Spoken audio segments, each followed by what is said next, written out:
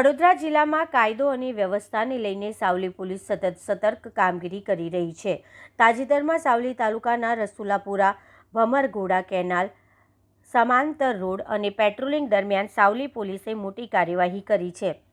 પોલીસે શંકાસ્પદ હાલતમાં એક કાર દેખાતા તેને અટકાવવાનો પ્રયાસ કરવામાં આવ્યો હતો, પરંતુ કાર ચાલક પોલીસને જોઈને સ્થળ ઉપરથી ફરાર થઈ ગયો હતો। ત્યારબાદ પોલીસે કારની તપાસ કરતા તેમાંથી 43 પેટી બિયરનો જથ્થો મળી આવ્યો હતો, જેની પોલીસે જપ્ત કરી લીધો હતો। ઘટના સ્થળે સ્થાનિક પંચોને બોલાવી કાયદેસરની કાર્યવાહી મુજબ પંચનામું કરવામાં આવ્યું હતું।